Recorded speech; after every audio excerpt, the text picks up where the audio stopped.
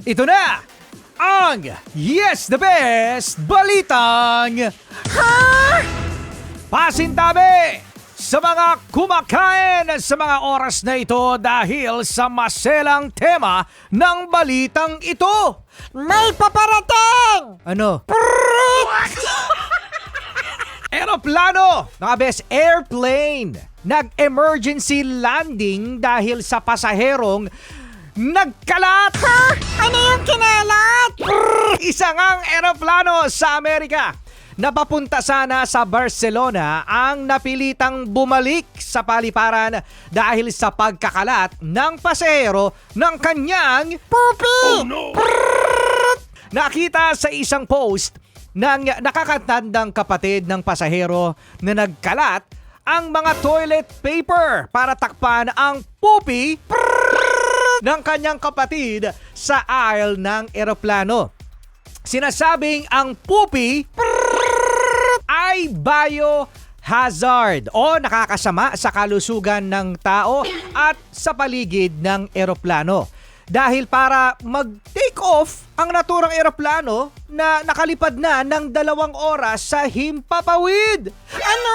2 hours nang nandun sa aero pagkatapos meron lang nag-emergency landing na? Oo.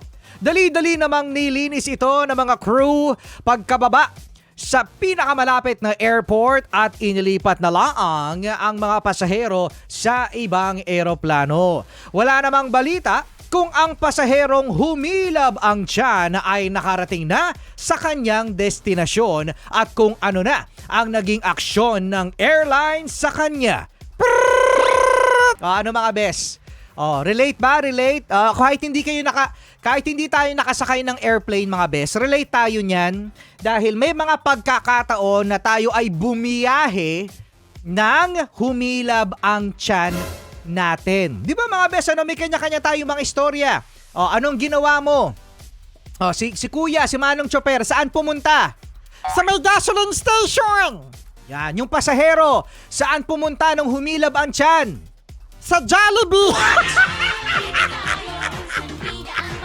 Sa Jollibee pumunta! Sa Jollibee!